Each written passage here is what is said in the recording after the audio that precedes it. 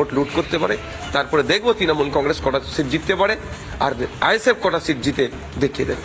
আপনি কি মনে করছেন যে অভিষেক বন্দ্যোপাধ্যায় কোথাও গিয়ে ভয় পাচ্ছে, নাকি এটা শুধুমাত্রই কর্মীদের মনোবল চাঙ্গা করার বিষয়? দেখুন, তিনি দলের সেকেন্ড ইন কমান্ড, স্বাভাবিকভাবে তার একটা চিন্তা ভাবনা থাকবেই দলটাকে কিভাবে টিকিয়ে রাখতে হবে আগামী দিনের জন্য।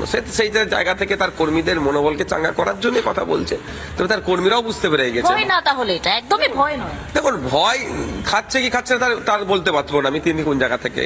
তবে একটা জিনিস আমি কনফার্ম যে উনি ওনার দলের কর্মীদেরকে এটাই বোঝাতে চাইছি যে তোমরা নতিয়ে পড়ো না, তোমরা উঠে দাঁড়াও, আমরা জিতছি এ কথা বলার। তবে একটা কথা বলি, কর্মীদের আমি সম্মান দিই সবসময়, প্রত্যেক দলের বুথ স্তরের কর্মীদের সম্মান দিই, কিন্তু কর্মীদেরকে ভোটটা করাই, কিন্তু ভোটটা দেয় জনগণ বুঝতে পেরে গেছে এই তৃণমূলের এই দ্বিচারিতা কি করছে, মন্দিরের না তৈরি করার নামে মানুষকে শোষণ করছে। এখন হিন্দু সংখ্যাগরিষ্ঠ মানুষের মন পেতে হবে, তাই না মন্দির তৈরি করছে। কিন্তু যে 22% এসসি রিজার্ভ, সেটা কি সঠিকভাবে দিয়েছে রাজ্য সরকার? দলিত আদিবাসীদের জন্য এসটি কোটায় যে রিজার্ভ, নন আদিবাসীরা চাকরি করছে, ওবিসি নিয়ে মাইনরিটিদের সাথে দ্বিচারিতা, ওয়াকফ নিয়ে, এবং তৃণমূল কংগ্রেসের নেতাদের বুথ স্তরে যে ধরনের উচ্ছৃঙ্খলেরা সাধারণ মানুষের সাথে যে নোংরামি করছে, বিভিন্ন ক্ষেত্রে কাটমানি, ইভেন আবাস যোজনা, বিধবা ভাতা, বার্ধক্য ভাতা যে কাটমানি, এই সমস্ত নোংরামির জবাব মানুষ দেবে।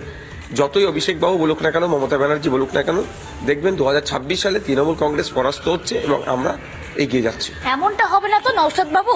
আপনি 26-এ মানে ভাঙড় কেন, দক্ষিণ 24 পরগনার প্রত্যেক যে কোনো সিটি চুজ করলেন না, অন্য কোনো একটি আসনে গিয়ে আপনি লড়লেন, এমনটা আবার দেখবেন না তো রাজনীতি? দেখুন, আমি একটা কথা বলি, আমি আমার অবস্থান একদম ক্লিয়ার করছি। আমাদের পার্টি আমাকে যেখানে দাঁড় করাবে সেখানে দাঁড়াবো, এটা স্বাভাবিক নিয়মের মধ্যে। তারপরেও বলছি, দক্ষিণ 24 পরগনায় ভাঙড় শুধু নয়, দক্ষিণ 24 পরগনার একাধিক সিট এবারে আইএসএফ জিতে যাচ্ছে। গত বছর আমরা গত বিধানসভা নির্বাচনে আমরা যে কন্টেস্ট করেছিলাম, তখন আমাদের সম্পর্কে হিন্দু সমাজের মানুষের কাছে, আমাদের সম্পর্কে মুসলিম সমাজের মানুষের কাছে ভুল বার্তা দিয়েছিল বলে সেই পরিমাণ আমরা ভোটটা পাইনি। আমরা এই গত 4.5 বছর ধরে মাঠে ময়দানে থেকে যে লড়াইটা দিচ্ছি, হিন্দু মুসলিম সমাজের মানুষ আমাদেরকে গ্রহণ করছে। সুতরাং অভিষেক বাবু যতই যাই বলুক না কেন, পালিয়ে যাওয়ার কোনো প্রশ্ন 1 নম্বর থাকছে না। দ্বিতীয় নম্বর প্রশ্ন হচ্ছে যে আমরা দাঁতে দাঁত চেপে গণতন্ত্রকে রক্ষার লড়াই এগিয়ে যাচ্ছি। নওশাদবাবু, যে 26-এ আপনি লড়বেন সেই সময় দুটো ইকুয়েশন কাজ করছে। এক, এই মুহূর্তে হুমায়ুন কবির এবং হুমায়ুন কবিরের নতুন দল, যেখানে সংখ্যালঘু ভোট টানছে তারা, যেখানে মুর্শিদাবাদ অবশ্যই রয়েছে, তারা বলছেন বিভিন্ন সিটে তারা ক্যান্ডিডেট দেবেন। দ্বিতীয় যে জায়গা, সেখানে মালদা, মুর্শিদাবাদ, এই সমস্ত জায়গাগুলোতে প্রচুর তৃণমূল কর্মী তারা নেমে গিয়ে জয়েন করছে, এমনও খবর গিয়ে উঠে আসছে। এই যে মালদা, মুর্শিদাবাদ, এই যে অঞ্চল থেকে সংখ্যালঘু ভোট অনেকটাই বেশি, সেখানে কথা কি আপনারা কিছু ভাবছেন, নাকি ভাঙড় নিয়ে শুধু পড়ে থাকবে? দেখুন, রাজ্যের যে প্রান্তে যাচ্ছি ভাঙড় তৈরি হয়ে যাচ্ছে, যেখানেই যাচ্ছি লোকারণ্য হচ্ছে। বাঁকুড়া থেকে শুরু করে পুরুলিয়াতে, বীরভূমে, আপনি কদিন আগে এলএম বাজারে গেছিলাম, অর্থাৎ বোলপুর বিধানসভাতে, আপনারা দেখেছেন, আপনারাও দেখিয়েছেন লোকারণ্য।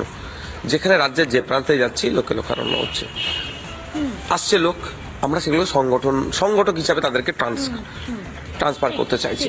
যেখানে আমাদের সাংগঠনিকভাবে আমরা স্ট্রং, সেই সমস্ত জায়গায় আমরা কন্টেস্ট করব।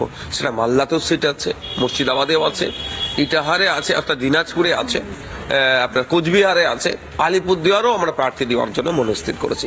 সুতরাং একটা কথা বলি, শুধুমাত্র ভাঙড়ে আইএসএফ সীমাবদ্ধ নয়, 2021-এর আইএসএফ আর 2025 এই 26-এর আইএসএফ এর মধ্যে বিস্তর ফারাক। তো যখন কন্টেস্ট হবে দেখতে পাবেন যে আমরা কোথায় কোথায় প্রার্থী দিচ্ছি। আর বিভিন্ন যে রাজনৈতিক দলগুলো আছে, নতুন তৈরি হচ্ছে বা আছে, আমি কোনো রাজনৈতিক দলের বিরোধিতা করতে পারবো না, কারণ ইলেকশন কমিশন অফ ইন্ডিয়া প্রত্যেককে অধিকার দিয়েছে এই রাজনৈতিক দল তৈরি করার জন্য।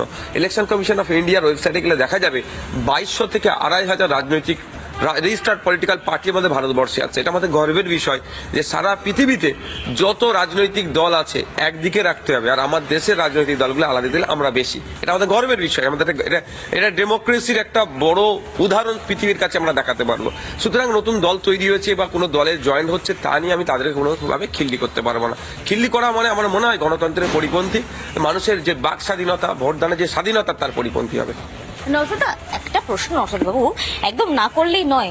যে পরিস্থিতি তৈরি হয়েছে তাতে ওপেন চ্যালেঞ্জ করেছিলেন অভিষেক বন্দ্যোপাধ্যায়, ভাঙড় দখল করবেন সেই চ্যালেঞ্জ করেছিলেন, আর তার পাল্টা জবাব দিলেন কে?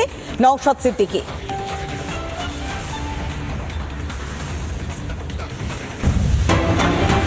নানা ধরনের কন্টেন্ট দেখার জন্য লাইক করুন, শেয়ার করুন আমাদের